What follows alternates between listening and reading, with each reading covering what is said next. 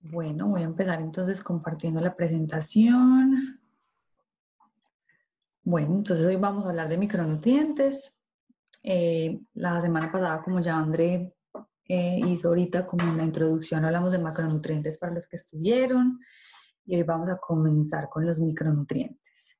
Entonces, micro viene pues de más pequeño, entonces estos son nutrientes que necesitamos en menor cantidad. No por esto son menos importantes, son muy importantes. Estos nutrientes deben ser obtenidos por medio de la dieta, ya que nuestro cuerpo no los produce, o la mayoría de estos no los produce, y la deficiencia de estos puede tener consecuencias graves para la salud.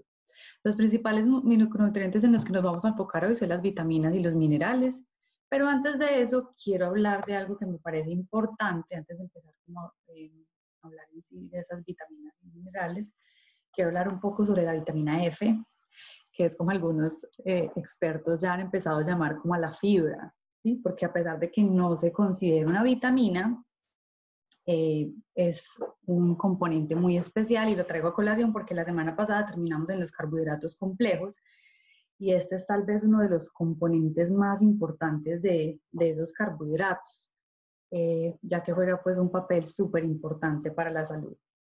De acuerdo a muchas asociaciones que trabajan y velan por el tema de la salud, dicen que el valor diario que deberíamos consumir está entre 25 y 38 gramos de fibra.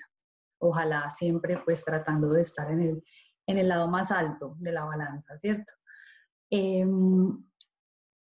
La forma más fácil de cumplir con estos requerimientos diarios es asegurándonos de incluir la mayor cantidad de plantas en cada comida, en todas las comidas. Debe haber plantas presentes. Esta fibra, no sé si han visto que hay como muchas opciones en el mercado de fibra, suplementos de fibra y demás, y pues en realidad la fibra que hay en los alimentos completos no se compara porque existen más de 300.000 variedades de plantas comestibles y digamos que absolutamente todas ellas tienen una mezcla de fibras y nutrientes que son únicas, así como nosotros somos únicos. Entonces, digamos que no hay forma en tener un suplemento tan completo como eso que ya encontramos en la naturaleza. Existen demasiados tipos de fibras, pero digamos que las dos más conocidas son las que llamamos fibra soluble e insoluble, y vamos a hablar un poquito de ellas. Entonces, la fibra insoluble es la que no es soluble en agua, como su nombre pues lo indica, no la digerimos ni nosotros ni los microorganismos que tenemos en nuestro intestino grueso, que los conocemos como la microbiota, ¿cierto? Sin embargo, igual es demasiado importante. Cabe aclarar que tanto la fibra insoluble como soluble se encuentran en todas las plantas. Simplemente digamos que lo clasificamos porque algunas tienen más de una que de otra, ¿sí? Pero todas contienen una mezcla de ambas. Entonces, algunas fuentes de esa fibra insoluble son la harina de trigo integral, el germen de trigo, las nueces, frijoles, coliflor, habichuelas y papas, pero estos obviamente también contienen fibra soluble. Por el otro lado, la fibra soluble, como su nombre le indica, se disuelve en agua y esta lo que hace es que al entrar en contacto con el agua forma como una especie de gel en el intestino que ayuda como a barrer y a ayudar a esa función intestinal, aunque la fibra insoluble también juega un papel fundamental en esa parte pues, de la regularidad a la hora de pues, entrar al baño. Este tipo de fibra, digamos que es bien interesante porque además de cumplir esa función de mejorar la digestión, es el alimento para las bacterias benéficas. Entonces, sé que, pues digamos que hace ya un tiempo viene como una moda y en tendencia a hablar de los probióticos y de los prebióticos.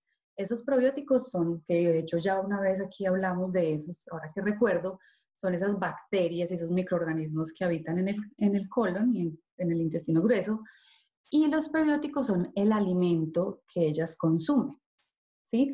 Entonces, unas buenas fuentes de esos prebióticos son la avena, las arvejas, frijoles, manzanas, frutas cítricas, zanahoria y cebada.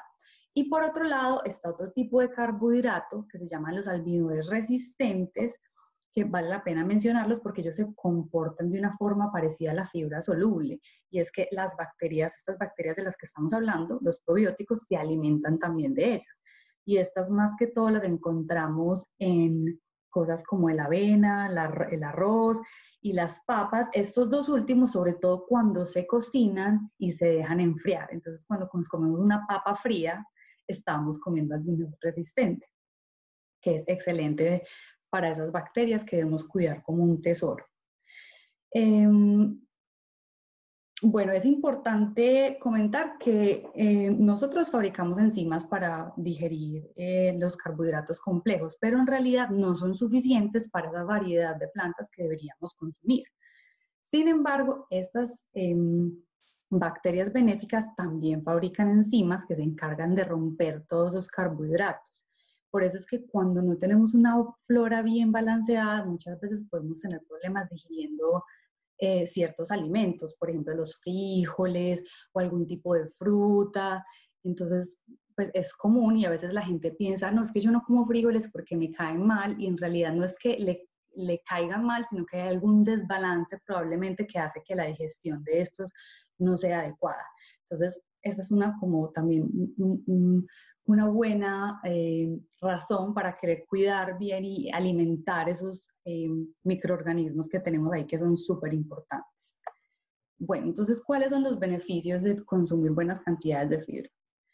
Pues, primero que todo, nos ayuda a tener los niveles óptimos de colesterol y triglicéridos, ayuda a remover toxinas del organismo, apoya una salud intestinal y evacuación regular, apoya la pérdida de peso, y lo más importante es que cuando tenemos una dieta que naturalmente es alta en fibra, esos resultados se mantienen, porque además la fibra ayuda a incrementar la sensación de saciedad cuando comemos, sin de verdad aportar tantas calorías cuando son de los alimentos completos.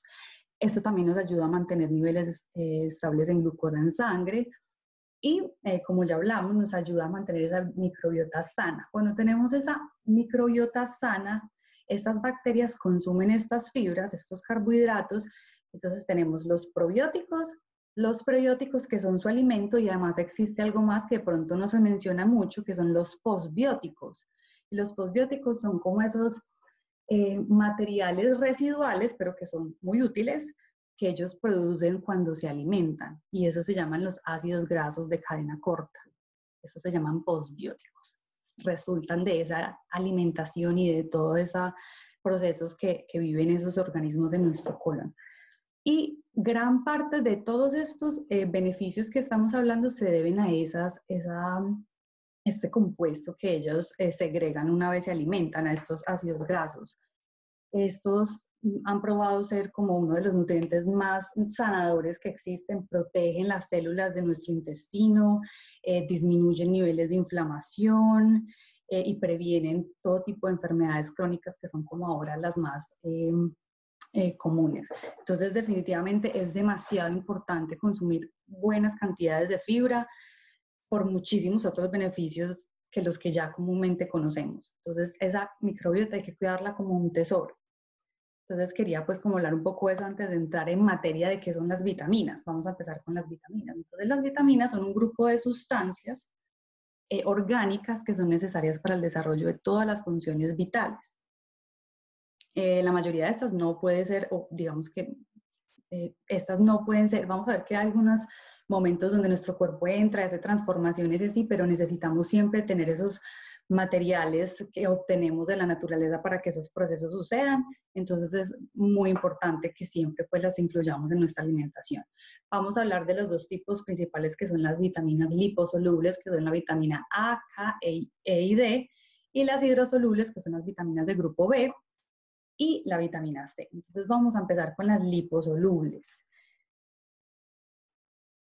Entonces, como su nombre lo indica, las vitaminas liposolubles son solubles en lípidos, en grasas. Entonces, estas se absorben como glóbulos de lípidos que viajan a través del sistema linfático antes de llegar a nuestro torrente sanguíneo. Entonces, tienen como un proceso un poco diferente a las vitaminas hidrosolubles que más adelante vamos a ver.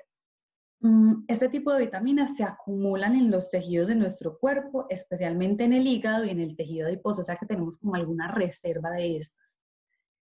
Por esta razón también debemos ser muy precavidos a la hora de suplementarnos, porque como las acumulamos, digamos que cuando las obtenemos de forma natural en la alimentación no es tan delicado, pero cuando a veces suplementamos de forma excesiva puede llegar a ser tóxico alguna de estas vitaminas, entonces debemos tener precaución con eso. Vamos a empezar con la vitamina A.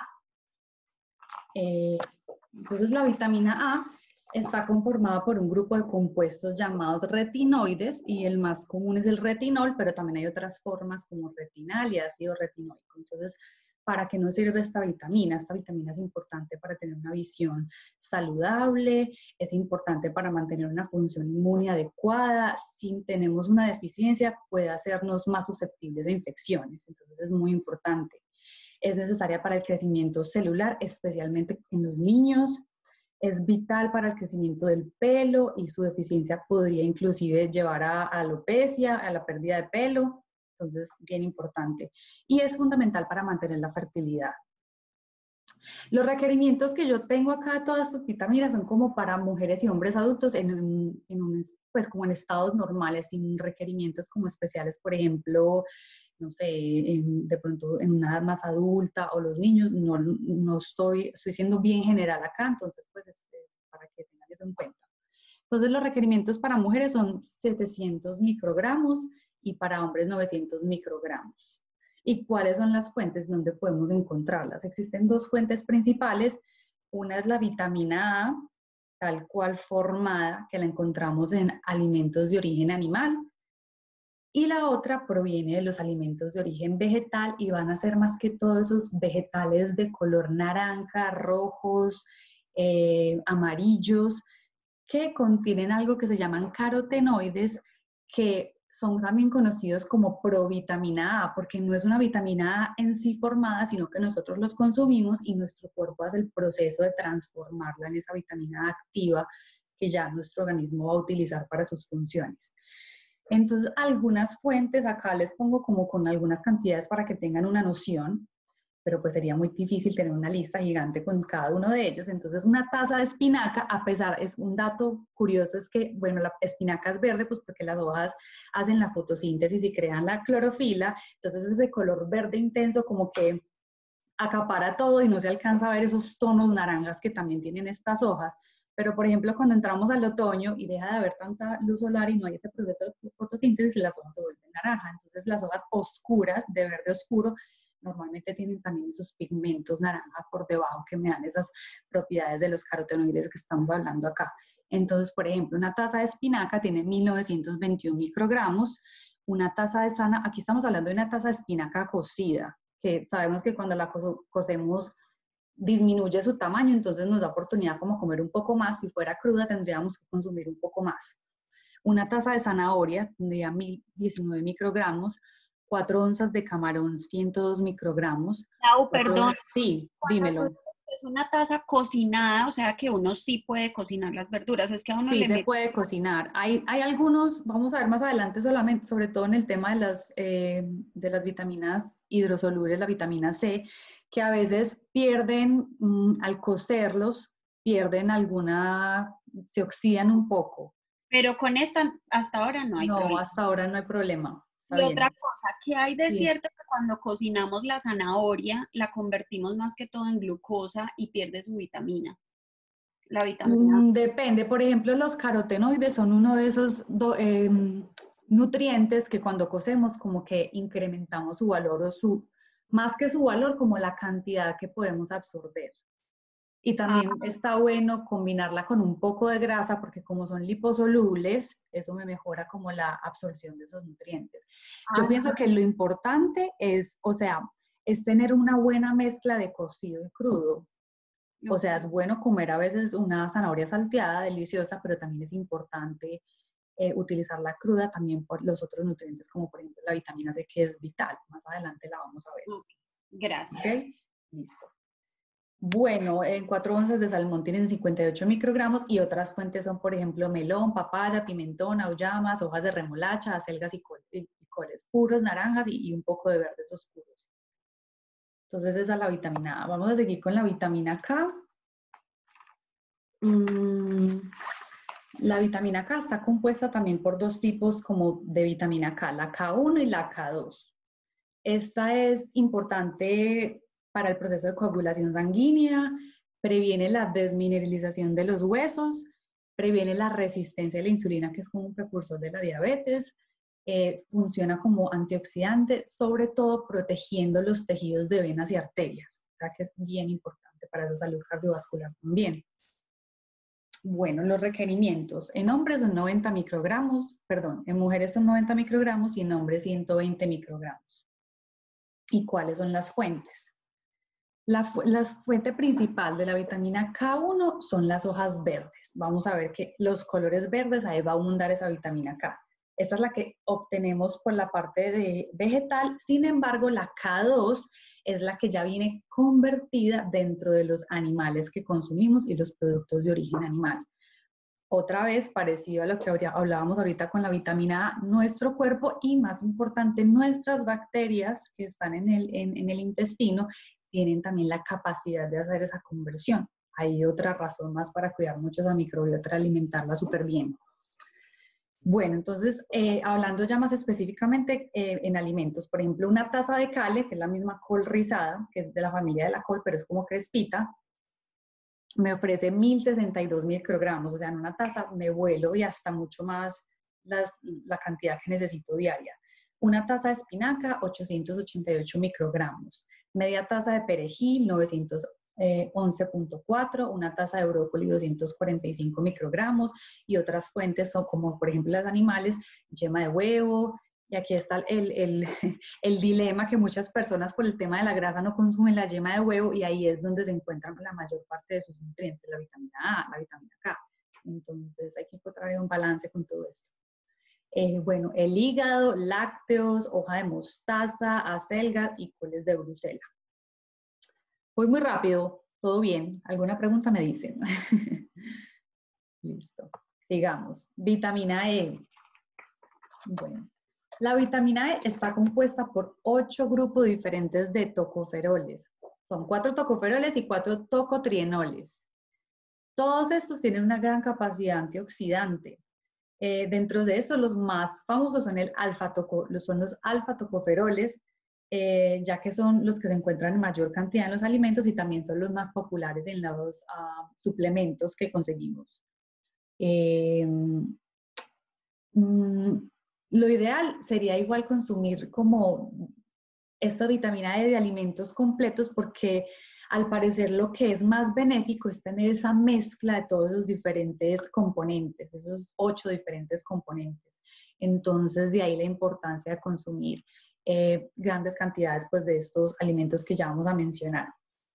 ¿Cuáles son los beneficios? Es un potente antioxidante, es uno de los antioxidantes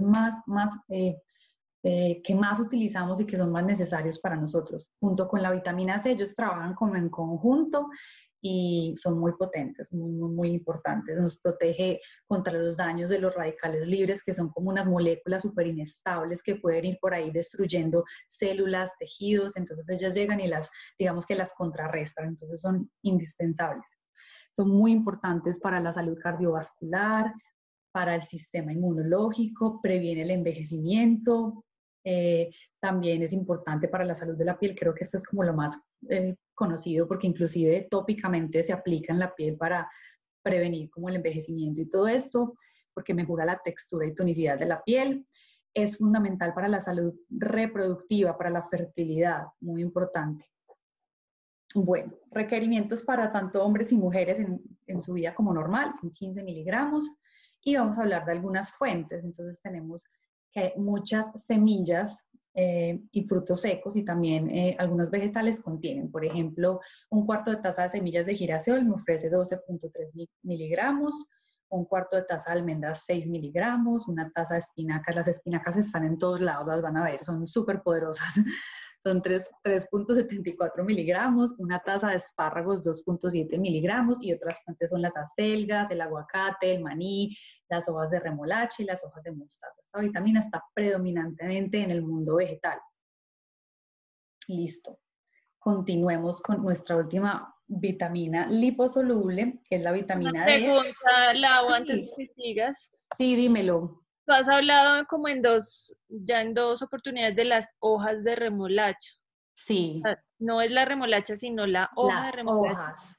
Normalmente en el supermercado no las conseguimos. Yo las consigo porque yo merco en el mercado campesino y ahí me venden todo entero y son deliciosas. Son súper, súper nutritivas. Yo no tenía ni idea que eso se comía. Y acá en Imagínate. Estados Y uno Unidos, las bota. sí, Y acá en comiendo Estados uno lechuga y sabiendo que eso es, la lechuga a comparación a la hoja de remolacha no es tan, no es tan densa en nutrientes. Pero Unidos igual uno, si no las consumes, ¿cómo? uno coge la hoja y ¿qué hace con eso? Te Ensalada, la sopa. comes, sí, como te comes una lechuga, tal cual, haces una ensalada, Ay, tal cual, Vea pues. la puedes poner en un batido, igual que como utilizarías una selga o una espinaca, lo mismo. ¿Y qué hacemos con la remolacha? Te la comes. Porque Yo no la tengo una queremos. receta de remolacha súper rica. uy, a mí me fascina, me sabe como a tierra, me encanta. Sí, si miras en mi Instagram, es para mí, yo la verdad no soy fan de comer remolacha cruda, no me gusta mucho, la verdad. Me la como porque pues yo sé que es buena y me la como, pero como la disfruto es cuando la cocino con una receta que tengo ahí en mi Instagram, que es con jugo de limón y jengibre. No, jugo de limón, no, perdón, con jugo de naranja y jengibre, queda súper rica. Y puedes hacer como una buena cantidad y eso lo pones en las ensaladas y queda súper rico. Ana, yo la hice en estos días y es deliciosa, es con cebolla, es Yo con... no lo dudo, pero mi hijo dice que se le mancha todo y le hace. Ah, es que los niños ya es otro cuento. Puedes ponerla en un jugo. Por ejemplo, si le haces un jugo de mora, puedes mezclarle un poquito como de remolacha. Inclusive si quieres, la puedes cocinar un poco para botarle como ese sabor tierroso, la dejas enfriar y luego ya la metes en el jugo. Y así no se da cuenta. Engañado. Lau, creo que Ana Ruiz quiere entrar. Yo no la acepté. Yo ya llegué. Ah, yo la acepté. ¿Qué hubo? Porque llego Hola. tarde a la clase, le voy a hacer un examen, ¿no? Yo. Ay, no, auxilio. Bueno, listo. Vea. Entonces vamos a seguir, ¿cierto? Vitamina D, que es la última de las liposolubles. Bueno, entonces, debido a que la vitamina D puede ser producida en nuestro cuerpo gracias a la acción de la luz del sol sobre la piel, o sea, los rayos ultravioleta que hay en el sol llegan a nuestra piel y luego hay un proceso ahí en el hígado y los riñones que es súper complejo y la convertimos como en la forma necesaria para nuestro cuerpo utilizar. Hay expertos que dicen que esto es más como una hormona que una vitamina, porque en realidad sí, si nosotros no simplemente estamos afuera, con el simple hecho de recibir el sol, ya tenemos esa vitamina. El problema es que ahora nuestros estilos de vida no son como antes y permanecemos más adentro que afuera, entonces hay a veces como problemas para conseguir esta vitamina. Laura, Entonces, una pregunta. sí. ¿Qué tan cierto es que la vitamina D se produce mejor cuando nos da el sol en la nuca? Yo he escuchado eso es verdad? Más que en la nuca, yo también lo he escuchado, pero creo que es más bien que, o sea, por ejemplo, si uno tiene un saco y solamente se está bronceando la nuca, no creo que le vaya a dar mucho, vaya a hacer mucha vitamina D. Lo importante es que haya una gran porción como del cuerpo expuesta. Por ejemplo, los dos brazos, la cara no, porque yo sé que no la cuidamos más de las manchas y todo eso, de pronto toda la espalda, que haya como una buena porción expuesta para que se pueda dar esa conversión y además también el tiempo de exposición es importante y la hora. ¿Sí? Nosotros, hay como unas contradicciones porque por el lado de cuidado de la piel y el cáncer y todo eso nos dicen que la mediodía es una hora mala para solearse, pero es la mejor hora para producir la vitamina D. Y también el tiempo de exposición es importante, que eso más o menos va como más o menos entre 15, media hora o hasta a veces más, que depende también del color de la piel. Las personas con el color de piel más oscuro necesitan más tiempo bajo el sol para producir esta hormona o vitamina, no le quieran llamar. Pero hay otras opciones. Gracias. Otra cosa, no sé, Sí, pienso yo dígame. que de pronto otra cosa en la que pueden decir que si la vitamina D es una hormona o no, es porque trabaja muy de la mano con los estrógenos. Por eso, Por eso es que cuando las mujeres empiezan la menopausia, es ese riesgo tan grande de desarrollar osteoporosis, porque Ajá. los estrógenos y la vitamina D trabajan de la mano y al yo tener menor producción de estrógenos, por lo mismo que estabas diciendo ahí en ese proceso raro que hace la vitamina D, Ujú. al yo tener menos estrógenos, entonces ahí es donde empieza a haber el problema para yo transportar esa vitamina D hasta el hueso. Entonces, probablemente por eso también. También por eso, sí. Ok, perfecto, súper bien, no sabía eso. Sí, no, el cuerpo es maravilloso. Uno pasan tantas cosas y uno es acá como vivo y no se da ni cuenta todo lo que pasa para que uno pueda estar vivo, es impresionante. Listo. Entonces, los requerimientos para adultos entre 14 a 70 años, dice, esto es para personas con una mínima exposición al sol. Eh, son 600, ¿cómo se dice esto en español? Unidades internacionales, André. Sí, Sí, unidades igual, internacionales. unidades internacionales. Y para mayores de 70, 800 unidades internacionales. Sin embargo, hay médicos que dependiendo pues de cada caso, a veces les recetan más, eso ya pues es una cuestión que uno mira con su médico. Entonces, las fuentes, como hablamos, la luz solar, bueno, hablamos de los beneficios. Entonces, incrementa la habilidad de absorber el calcio de los alimentos y regula la cantidad de calcio que se pierde en la orina. Disminuye el riesgo de diabetes, ya que aumenta los niveles, ya que ayuda a mantener los niveles de glucosa en sangre óptimos. Participa en la maduración de los glóbulos blancos, que es una de nuestras principales fuentes de defensas contra infecciones, y regula el estado de ánimo y previene la depresión. De hecho, en países donde no hay, pues nosotros somos afortunados que estamos como en un país ecuatorial, que tenemos muy buena exposición al sol, a esos rayos directos, pero en países, no sé, por ejemplo, nórdicos de Europa, la gente durante los tiempos de invierno sufre de algo que se llama SAD, que es Seasonal Affective Disorder, y tiene que ver también con esta poca exposición al sol. Y también, Entonces, sí. también se da una cosa que se llama raquitismo. Sí, Y el raquitismo es que, tal cual como sabemos, la gente se vuelve raquítico. raquítica, pero es por eso, porque no tienen exposición al sol, ni siquiera es porque no coman bien, sino porque no tienen cómo activarlo. Bueno, yo quería contarles que el año pasado mi bebé tenía más o menos un año y me empezaron unos dolores articulares que yo no entendía qué me pasaba. Y me hicieron unos exámenes, varios, y descubrieron que tenía baja la vitamina D. Pero los dolores no me dejaban ni dormir, o sea, era Ay, pues madre. impresionante. O sea, en las articulaciones o sea, yo, Dios mío, ¿qué me está dando? Tengo fibromialgia. Uno como que se estresa y que no sabe qué hay que hacer.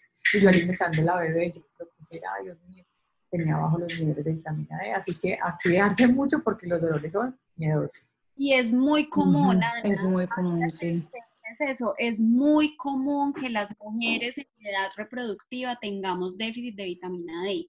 Por eso nos tenemos que cuidar muchísimo a punta de alimentación, pues para no tener que suplementarnos. Pero pues en caso tal de que nos tengamos que suplementar, pues ahí está Laura diciéndonos Yo cuánto. la verdad me suplemento, de hecho aquí tengo la vitamina D que yo tomo, que es un laboratorio que me parece bueno, pues como acá en Colombia no hay tanta opción como de suplementos como digamos en Estados Unidos se llaman Nutrabiotics y es de hecho súper chévere porque viene con vitamina D y vitamina K. Entonces es bueno, porque además yo tengo otro agravante que soy vegana y no consumo nada de estas otras fuentes que también se encuentran en los alimentos de origen animal, por ejemplo, el hígado de bacalao, las sardinas, el atún, la yema de huevo y algunos por esa misma razón que es tan común esa deficiencia, hay muchos alimentos que son fortificados, por ejemplo, la leche de vaca es fortificada y algunas leches de almendras también. Y bueno, siempre está la opción de suplemento, que la verdad en algunos casos pues es la opción como más viable para uno asegurarse de tener su dosis o su requerimiento diario. Y tienen que ponerle mucho ojo a eso porque es muy frecuente el déficit de vitamina D en mujeres jóvenes. Lau, eso que hay ahí son unos champiñones. Sí, hay algunos champiñones que tienen vitamina D, pero muy poquita, pero tienen un porcentaje. Sí, listo, bien. Vamos a seguir con las vitaminas hidrosolubles. Entonces, como su nombre le indica, son vitaminas solubles en agua. A diferencia de las vitaminas liposolubles, estas generalmente no se almacenan en nuestro cuerpo, a excepción de la vitamina B12, que sí tenemos como alguna reserva de ella. Y por esa razón es importante tener un consumo diario de estas. Existen 9 vitaminas liposolubles, entre estas está la vitamina B1, que se conoce como tiamina. Bueno, están los del grupo B, que son estas que tenemos acá, más la vitamina C. Entonces, en el grupo B tenemos la vitamina B1, que se conoce también como tiamina. En general, digamos que todas estas vitaminas del grupo B tienen un rol muy importante en el metabolismo, que son como todas esas reacciones químicas que tienen que suceder en nuestro cuerpo para que podamos extraer la energía de los alimentos y a la vez utilizar todos esos componentes para crear hormonas, enzimas y para que todas las funciones de nuestro cuerpo se den. Y en general, digamos que ellas tienen un rol muy importante en esa parte, pero también juegan otros papeles que ya vamos a hablar. Entonces, por ejemplo, la vitamina B2 es importante para activar la vitamina B6 a su forma más activa y para convertir el triptófano, que es un aminoácido, a la vitamina B3. La vitamina B3 se conoce como niacina también y es importante para la función celular y también funciona como un antioxidante. La vitamina B5 o ácido pantoténico se requiere para formar la coenzima A, que es necesaria para la síntesis de ácidos grasos, aminoácidos, hormonas y neurotransmisores. Y la vitamina B6, biotina, también conocida como biotina, es importante para la formación de glóbulos rojos, blancos, neurotransmisores y para la liberación de glucógeno, que es esa reserva de energía cuando comemos carbohidratos. Nosotros usamos una parte como energía y la que no la guardamos en forma de glucógeno en nuestro hígado y en nuestros músculos. Y cuando la vamos a utilizar necesitamos esta vitamina para que podamos utilizarla como energía. También tenemos la vitamina B9, que también se conoce como folato o ácido fólico, que es la forma de cómo la encontramos en suplementos. Y es esencial para el crecimiento celular, la formación del ADN y el metabolismo de aminoácidos. Es especialmente importante en periodos de crecimiento, por ejemplo, cuando estamos en embarazo y en la niñez. Y también participa en la formación de glóbulos rojos y blancos y su deficiencia puede inclusive llegar a la anemia. O sea que a veces la anemia pensamos que es hierro y pueden ser otras cosas. Vamos a ver que la vitamina B12 también tiene un papel súper importante en el tema de los glóbulos rojos y también su deficiencia puede causar anemia.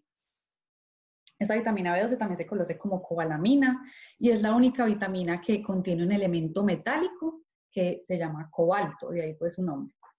Es muy importante para la función cerebral, demasiado. Y una nota acá importante es que todas las personas que sean vegetarianas o veganas o si no consumes una cantidad, digamos, alta de proteínas de origen animal, debe suplementarse. Es muy importante. No es negociable, sobre todo si uno es vegano y vegetariano, sí o sí hay que tomarla. Bueno, entonces vamos a hablar de requerimientos y fuentes. Los requerimientos de cada vitamina la tenemos acá, es parecida entre hombre y mujer. Hay algunos valores acá que tienen asterisco porque cambian de acuerdo al momento de la vida de las mujeres. Cuando estamos en etapa reproductiva, embarazo y lactancia, vamos a requerir, pues, en general más de todos los, de calorías, de todo más, porque pues, estamos creciendo un ser vivo dentro de nosotros, pero hay unas vitaminas que son especialmente importantes, sobre todo este grupo para ese tema en particular. Bueno, ¿y cuáles son las fuentes? Acá tengo como algo general, sin tantos números, porque pues ya sería como demasiado extenuante poner de cada uno los números y todo esto. Entonces tenemos que para la vitamina B1, el hígado de cordero, semillas de girasol, avena, frijoles, lentejas y avellanas son buenas fuentes. Para la B2, frijol de soya, espinacas, otra vez espinacas, hojas de remolacha, otra vez, huevos y almendras. B3, atún, pollo, arroz integral, maní, salmón. B5, hongos, aguacates, batata, lentejas, pollo y brócoli. B6 pavo, pollo, salmón, batata. La batata también sale mucho. Desafortunadamente acá en Colombia no es tan fácil conseguirla, pero es demasiado, demasiado nutritiva, muy, muy Es buena. una batata. La batata es la sweet potato, la que es naranjita por dentro. ¿No te gusta? No te lo puedo creer, André. Es súper, súper nutritiva. André, si la mezclas con papa normal y haces puré, queda delicioso. ¿Verdad? Sí. Porque a mi esposo le encanta y a mí me parece horrorosa. Serio, No, es horneada súper con chévere en puré. aceitico de oliva. Uy, a mí me encanta. También. Sí. Le voy a dar otra. Dale una oportunidad porque de verdad que es súper, súper nutritiva. Creo que sea orgánica porque tengo entendido que absorbe demasiado. Y las papas, sí, ese tema. Pero también uno las puede pues como lavar de pronto con vinagre y bicarbonato. Si no hay como de otra. Bueno, ¿en dónde íbamos? A la vitamina B9 están las lentejas, frijoles, garbanzos, espárragos y todo lo que es hojas verdes también. Y brócoli, frijol negro. Y la B12 en sardinas, salmón, atún, bacalao, camarones y yogur. Bueno, acá yo quería decir algo. El atún es una fuente de buenos nutrientes. Sin embargo, también puede ser muy alto en mercurio. Entonces hay que tener cuidado con ese atún. Otra opción son las sardinas, que tienen un perfil nutricional parecido, pero no tienen esa concentración de mercurio tan grande. Entre más grande sea el pez y más alto esté en la cadena alimenticia, más mercurio va a acumular en su tejido adiposo, igual que nosotros. Nosotros estamos en el tope de la cadena y nosotros acumulamos esos metales. Entonces, la verdad son metales que pueden ser muy dañinos para nosotros, pueden causarse, está relacionado con el Alzheimer, con el Parkinson, con enfermedades que son bien tesas, me parece a mí. Y que El atún fresco. Sí. Sí. Cualquier atún. Es que no es por la lata, sino porque en el océano están estos metales y ellos los acumulan. Entre más alto esté en la cadena, el pez acumula más mercurio. Entonces, si bien es nutritivo, hay que tener en cuenta ese factor. No se debería consumir mucho atún, preferiblemente sardinas. ¿Ok? Por ese tema. Y también están los camarones y el yogur. Bueno, aquí ya lo que yo había dicho de la suplementación de B12. Y aquí tengo como una tablita mostrando algunos como alimentos comunes, simplemente para ilustrar que todos tienen como una mezcla diferente de estas vitaminas. Algunos no tienen, de algunas, por ejemplo, el pollo no tiene folato, y los de origen vegetal no tienen la B12, pero en general si comemos una mezcla de todos ahí, pues digamos que se complementan las unas con las otras. Siempre están como en grupitos. Listo. La siguiente vitamina es la vitamina C, que es tal vez una de las vitaminas más conocidas y pues que más se suplementan y que más se habla, digamos, más popular. Y su principal función es la producción del colágeno, que es la principal proteína en la estructura del cuerpo humano. Está presente principalmente en los cartílagos, en los tendones, en los ligamentos y en el tejido conectivo. Cuando tenemos una deficiencia de esta vitamina, es una enfermedad que se llama escorbuto, ¿cierto, Andrés? Se dice así, escorbuto, scurvy, ¿sí? Escorbuto. Sí, escorbuto, así se llama. Sí. Y bueno, también es importante para sanar heridas y para tener encías sanas, es clave para el funcionamiento de nuestro sistema inmunológico, es importantísimo para la producción de neurotransmisores y hormonas, y también es necesaria para la absorción y utilización de otros nutrientes, por ejemplo, el hierro, ¿sí? Y es un potente antioxidante, que es tal vez como una de las funciones por las que más se conoce esta vitamina. Perdón, Lau, que te interrumpa. ¿Se acuerdan Dímelo. cuando estábamos viendo lo del pelo? También yo les decía que para absorber el azufre, que el azufre es un componente esencial del pelo, es súper necesario tener alto contenido de vitamina C, porque sin vitamina C no podemos absorber el azufre. Entonces la vitamina C es súper importante para la absorción de otros componentes, o sea, además de lo que ella hace por sí sola, para absorber otros como tú nos estás diciendo. Sí, y me parece súper, digamos, en el caso que ahora está tan de moda tomar suplementos de colágeno, en vez de enfocarnos tanto en consumir colágeno, porque es que esas proteínas, esos aminoácidos con que producimos ese colágeno, ya los consumimos en nuestra dieta diaria, más importante es tener esa vitamina C, porque sin ella simplemente no podemos construir ese colágeno. Es mucho más importante la vitamina C que tomar un suplemento de colágeno. Para que Y la no... vitamina C, qué pena, la Sí, vitamina C tiene que ser suplemento de pastillas o así, o no. con que uno, digamos, consuma limón, naranjas Sí, lo y ideal así. sería de alimentos completos, aunque hay momentos en donde también pues no está mal un suplemento, pero siempre dándole prioridad a los alimentos. El problema con la vitamina C es que, digamos que por esa función antioxidante que tiene, ella es como sensible a, por ejemplo, al calor, a la luz, al oxígeno, entonces se oxida. Entonces, por ejemplo, en el momento que uno saca un vegetal de la tierra, ahí ya la vitamina C se empieza a degradar. En el momento que picas una lechuga, se empieza a degradar. Entonces, entre más frescos podamos consumir los vegetales, más alta ese contenido de vitamina C. Y también cuando las cocinamos se oxida. Entonces, ahí por eso hablábamos ahorita al principio de tener ese balance de consumir alimentos crudos y alimentos cocidos, pero dándole mucha preferencia a los, como prioridad ¿sí? A los alimentos crudos por el tema de la vitamina C. Milao, qué pena, estoy como muy Sí. necia hoy. No, dímelo. Aquí les doy una cuñita, por eso es que yo les insisto tanto en el aceite esencial de De limón. limón. La Ajá. vitamina C es muy hidrosoluble, entonces, como dice Lau, obviamente tenemos que tratar de consumirla de las frutas y de las verduras y todo, pero el aceite esencial de limón es súper bueno porque ya está ahí concentradita. El aceite esencial de limón la conserva Es como y estable ahí en esa solución. Ah, perfecto. la vamos a poder tener para nuestro sistema inmune y para otras cosas. Y es que la verdad muchas veces por practicidad uno pica cosas y ahí ya con hacer eso, con hacer meal preps, por ejemplo, ya estás perdiendo un montón de vitamina C. Entonces en realidad no sabemos cuánto estamos consumiendo si consumamos frutas y verduras. Por eso es bueno a veces recurrir a este tipo de cosas. Un aceite esencial de limón mucho mejor que una pastilla, 1000 veces. Ajá. Listo. La vitamina C tiende a agotarse bajo situaciones de estrés, o sea, estrés químico, físico, emocional, o sea, un evento emocional fuerte que le pase a uno, el humo de cigarrillo, la polución, estar expuesto a alérgenos, ejercicio extenuante, todo eso hace que nuestro cuerpo utilice y desgaste esa vitamina C como, digamos, en una forma de protegernos. Entonces, de ahí inclusive más importante tener fuentes diarias de vitamina C en nuestra alimentación. Bueno, los requerimientos para hombres son 96 miligramos y mujeres 82 miligramos.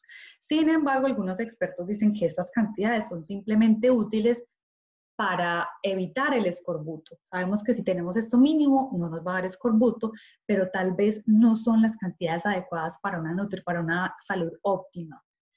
Consumir más de esta vitamina, además que es una vitamina que no tiene ningún problema porque es hidrosoluble y el exceso simplemente lo eliminamos cuando lo necesitamos, simplemente o sea, es algo recomendable inclusive. Bueno, vamos a hablar de las fuentes entonces. Ay, Dios mío. Las fuentes. Todas las frutas y vegetales crudas tienen vitamina C, pero obviamente hay unas que tienen más que otras. Por ejemplo, una taza de papaya me aporta 158.3 miligramos. Una taza de pimentón, 117.48. Una taza de brócoli, 101.24. Una taza de fresas, 84.67. Entonces, como pueden ver, muy buenas cantidades, pero ya hay que tener en cuenta lo que ahorita hablamos de cuando se degradan, cuando las cortamos, todo esto, cuando las cocinamos. Listo, entonces aquí terminamos con las vitaminas y vamos a seguir con los minerales. Entonces, los minerales son compuestos químicos inorgánicos presentes en la tierra y en el agua, a diferencia de las vitaminas que están como en los animales, hay animales que convierten ciertas vitaminas y las plantas hacen ciertos procesos y crean ciertos químicos. En este caso, estos son como elementos que están en la tierra y en el agua que los animales y las plantas absorbemos. Digamos que de cierta forma no es que se transformen, simplemente los utilizamos. Y los podemos clasificar en dos grupos, que son los macrominerales y los microminerales. Los macrominerales son el calcio, fósforo, potasio, sulfuro, sodio, cloruro y magnesio. Y los microminerales son el zinc, el hierro, el manganeso, el cobre, el boro, el silicio, molibdeno, vanadio, cromo, selenio y yodo. Por motivos de tiempo no vamos a ver todo esto porque sería demasiado largo. Vamos a ver como los principales, sin embargo, teniendo en cuenta que todo pues es importante. Entonces vamos a empezar con esos macrominerales. Vamos a hablar del calcio primero. Este es el mineral más abundante en el cuerpo. Constituye entre el 1 y el 2% de nuestro peso total. El 99% de este mineral se encuentra en los huesos. ¿Para qué es importante? Pues principalmente para la creación y preservación de los huesos y de los dientes también. Pero también es importante para la contracción muscular y es muy importante por eso, como es importante para esas contracciones musculares, es importante para regular el latido del corazón. Es importante para que se dé la liberación de ciertos neurotransmisores y también para la coagulación sanguínea. Los requerimientos en hombres y mujeres son 1000 miligramos y vamos a hablar ahora de las fuentes. Hay fuentes de origen vegetal y fuentes de origen animal también. Vamos a ver que la mayoría de las fuentes de origen vegetal son, hay muchas hojas verdes oscuras que como pueden ver han estado presentes en demasiados nutrientes, son demasiado densas en nutrientes. Y también, por ejemplo, en este caso tenemos el tofu. El tofu ofrece 775 miligramos de calcio, las sardinas 347, sobre todo cuando son empacadas como con sus propios huesitos y todo eso. Una taza de yogur aporta 296 miligramos, una taza de acelgas aporta 268 miligramos y otras fuentes son las espinacas, las hojas de mostaza, las hojas de remolacha, el kale, ajonjolí y brócoli. Listo. El fósforo, después del calcio, es el segundo mineral más abundante en nuestro cuerpo y el 80% de esto también se encuentra en los huesos.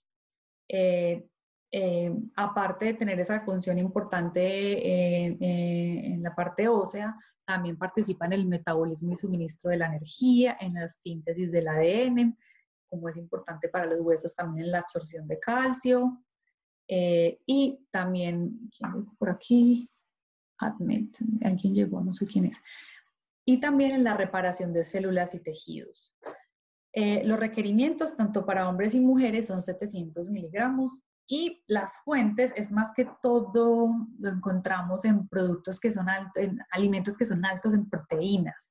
Por ejemplo, en las sardinas, 3 onzas me proporcionan 445 miligramos, una taza de frijol de soya 421.4, un cuarto de taza de semillas de calabaza 398 miligramos, 4 onzas de bacalao 391 y otras fuentes son champiñones, salmón, lentejas, pavo, yogur, qué pena y me equivoqué, avena, arvejas, brócoli y espinaca.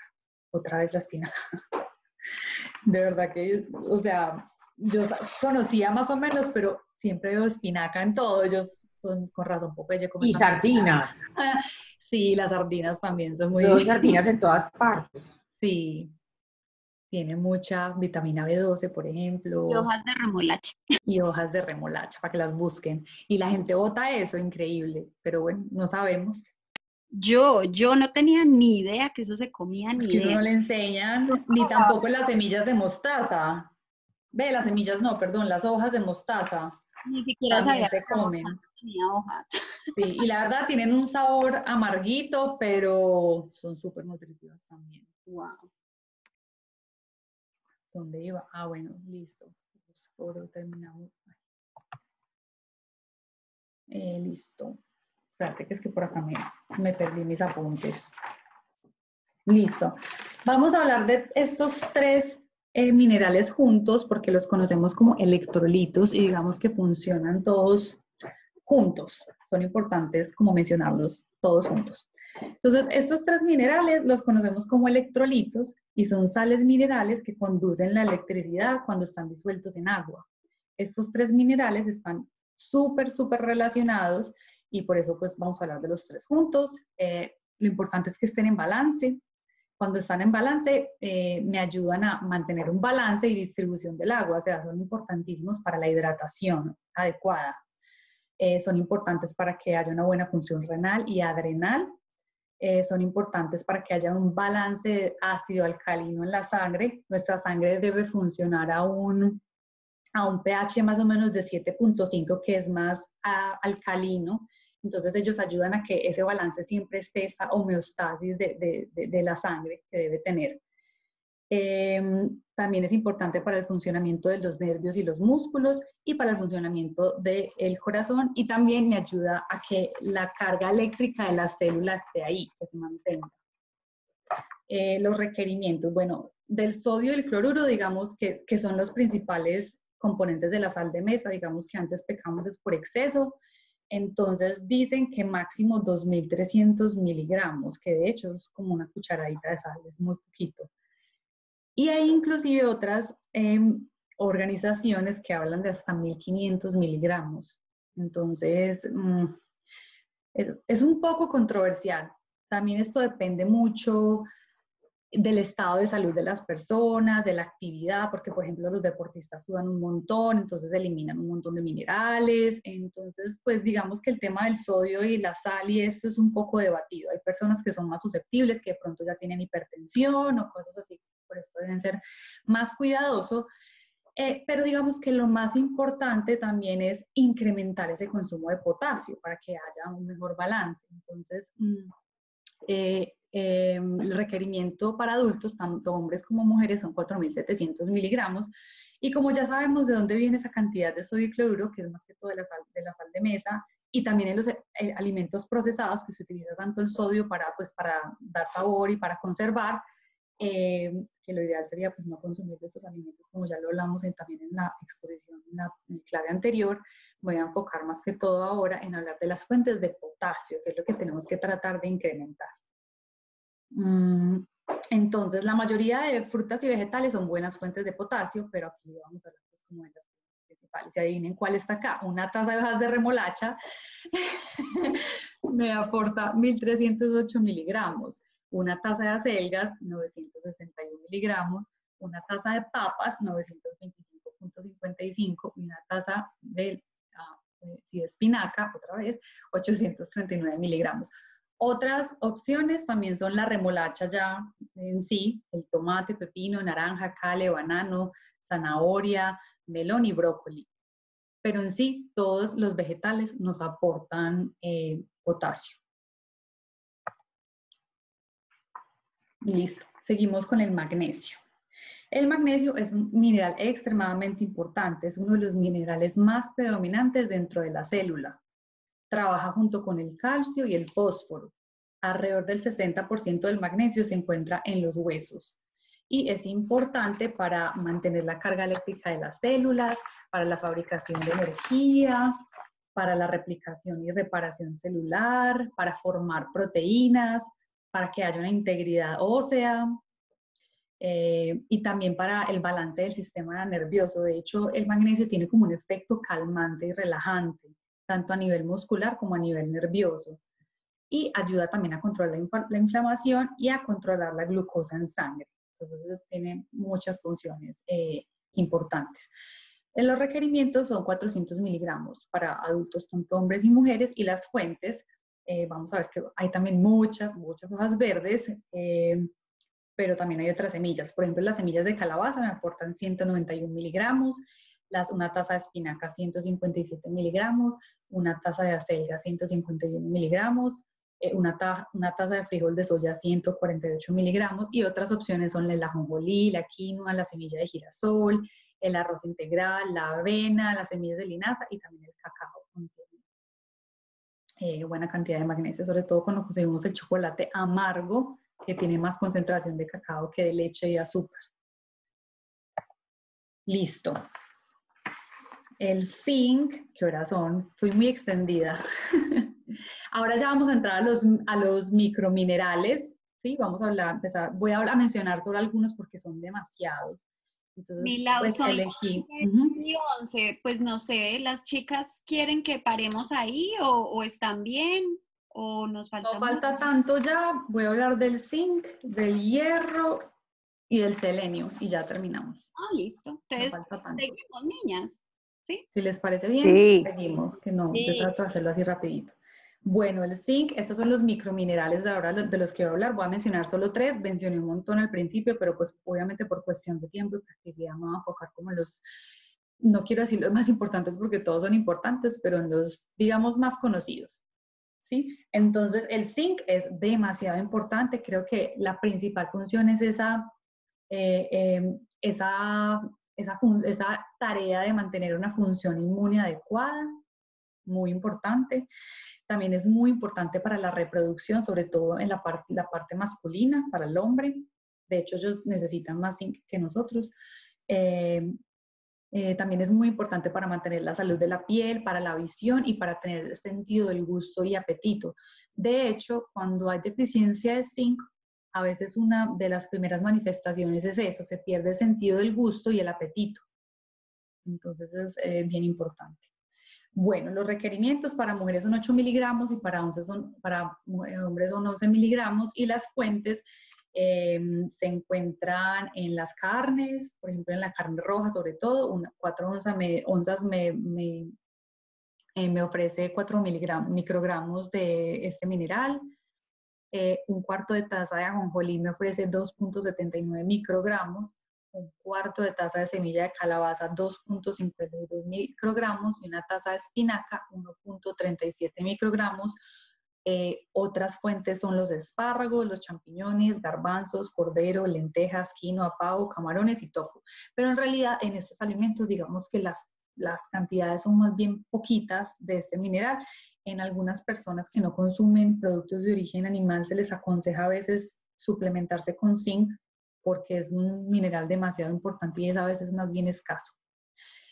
Sobre todo en el reino vegetal está, pero digamos que súper seleccionados de buena cantidad en algunos alimentos, no en todos.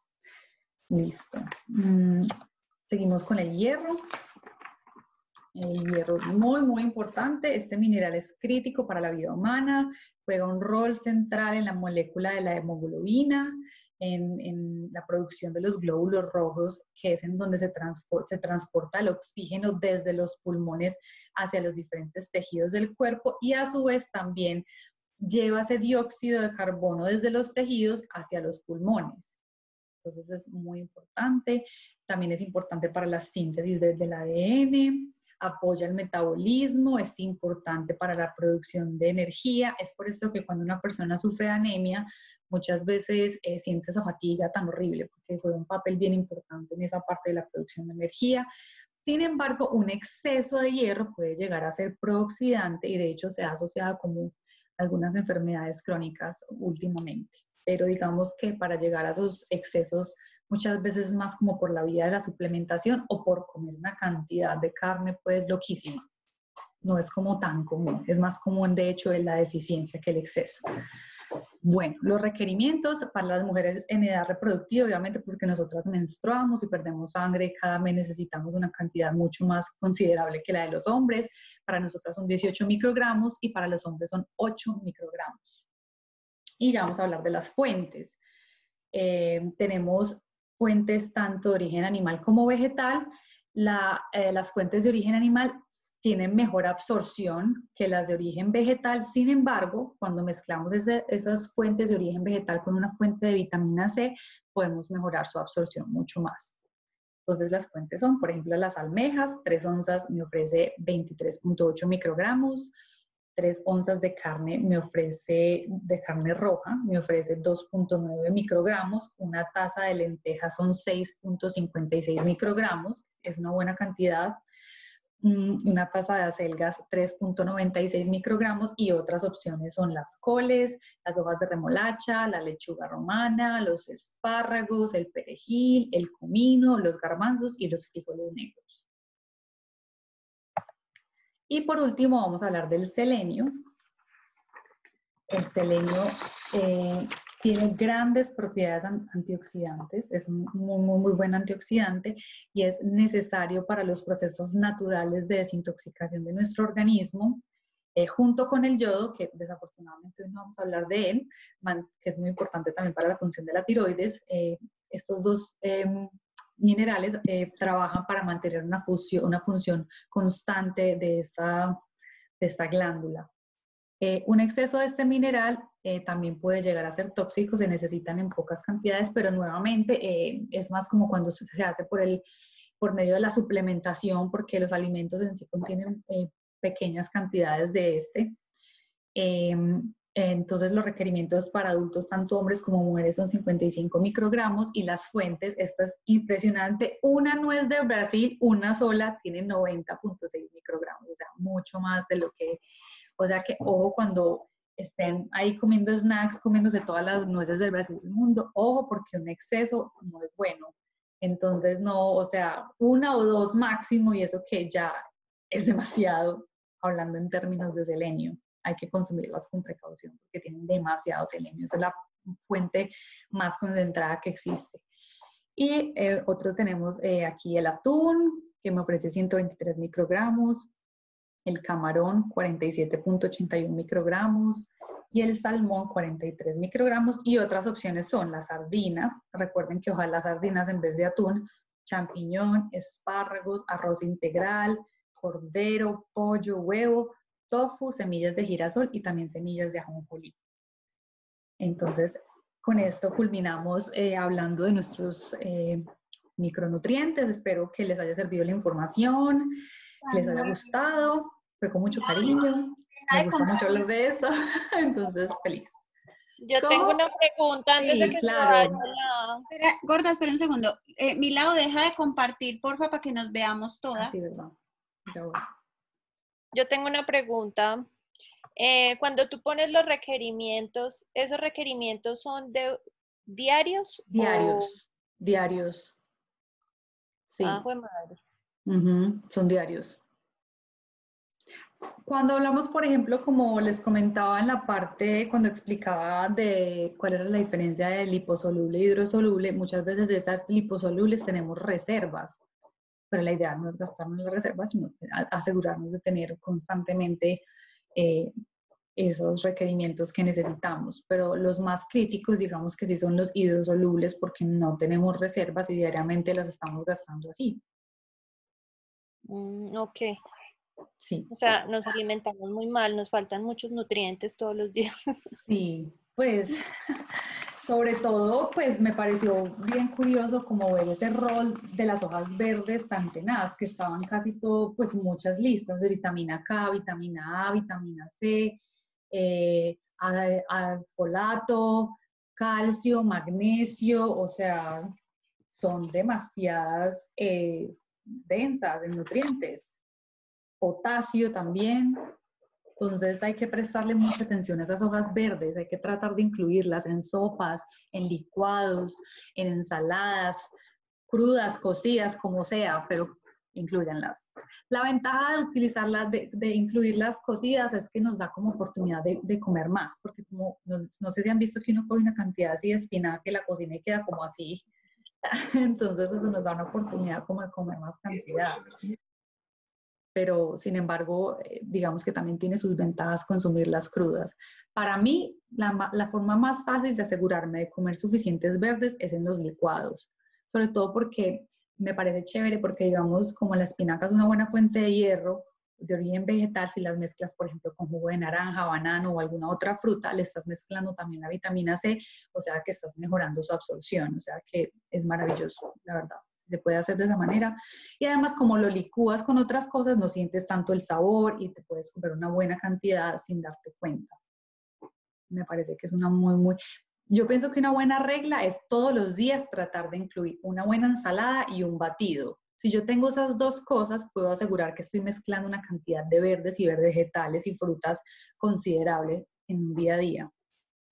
Obviamente no tiene que ser el mismo todos los días, puede variar, pero una ensalada varío, un día uso acelgas, otro día uso espinacas, otro día utilizo las hojas de remolacha, o cualquier, pues a veces también las otros tipos de verdes, pero en realidad las más densas en nutrientes son las oscuras. Entre más oscuro es el color de la hoja, más nutritiva es.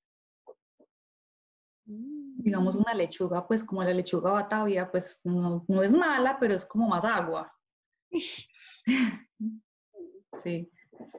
Ay, Lau, mil gracias a ustedes, niñas, muchas gracias Muchas gracias a todas.